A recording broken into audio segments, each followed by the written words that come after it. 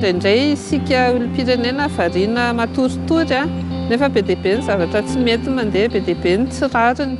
Madagasikara zany dia anisan'ny firenena izay misy tsy fanarahan-dalàna sy tsy fandraisana andraikitra, andreo izay nomena andraikitra betsaka eto ambonin'ny tany.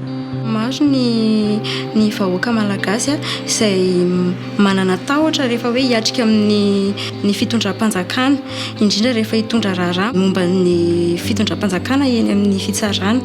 Raha nanamarika isika tsy natany aloha zany amin'ireny tetikasa raha tontolo iainana dia hoe fierovana dia asiana fampandrosoana miaro aminy, fa taty aoriana noho ny fanimbana tsy mitsahatra sy ny resaka hitondra tsy dia mahomby loatra dia tsy mahitsy niditra amin'izay hoe nanangana n'ity vovona n'ity zay ho fierovana amin'ny tontolo iainana zany amin'ny lafiny hitondra dia ny ady amin'ny kolikoly ny tsy fampiarana ny lalàna, ny tamberin'andraikitra, ny mangarahara, ny fahaiza-miaina ihany koa.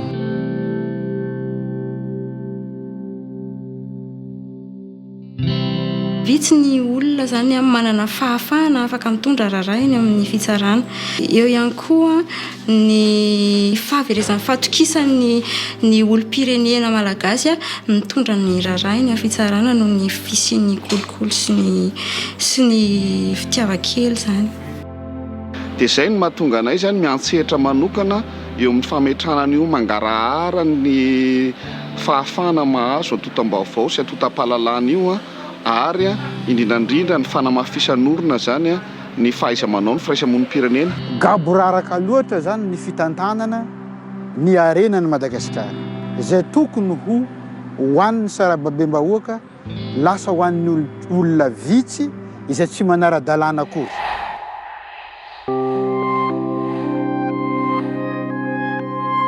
Dia ny tena sarotra amin'ilay izy dia ny ankamaroan'ny olona ankehitriny efa lasa mieritreritra hoe normal zany kolikoly zany efa io fomba fanaovana ny raharaha rehetra eto amin'ny firenentsika. Lany andro be nareo miady an'io dia izay ilay banalisation ny teny frantsay, izay zany ny tena hitako hoe sarotra be ny miady amin'ilay izy.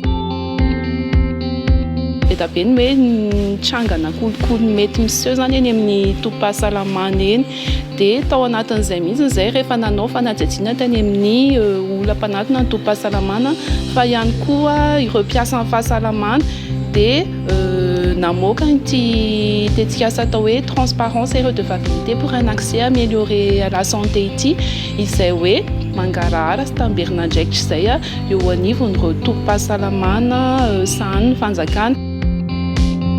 Ny tetikasa mafia aloha izy io zany nentina hoe ananganana fiantohana ho an'ny olona rehetra zany, indrindra ny olona manana fahasahiranana tsy manana ny enti-manana ahafahana mandeha eny amin'ny fitsarana, mitondra raharaha eny amin'ny fitsarana sy mitaky ny zoany eny anivon'ny fitsarana. Ny atomboan'ny fiaraha-miasa ny MC tatao sy ny fanainga dia tamin'ny lafiny anankiroa avy amin'ny alalan'ny hetsika roa zany ny fiaraha-miasa teo amin'ny fametrahana ny mangarahara eo amin'ny fitantanam-bolam-panjakana sy ny teti-bolam-panjakana izay hita fa ambany dia ambany zany toerantsika Madagasikara sy ny fangaraharahan'ny teti-bolo izay ary eo amin'ilay fanamafisan'orona mihitsy ny Fiarahamonim-pirenena malagasy.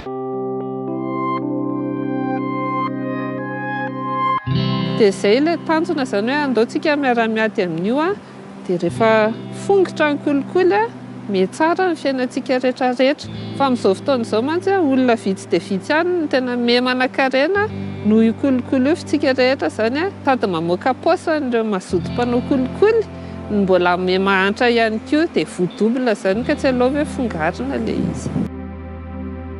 Dia ny lalàna zany dia mba hampiasaina araka ny tokony ho izy fa tsy selektiva ohatran'ny misy amin'izao fotoana.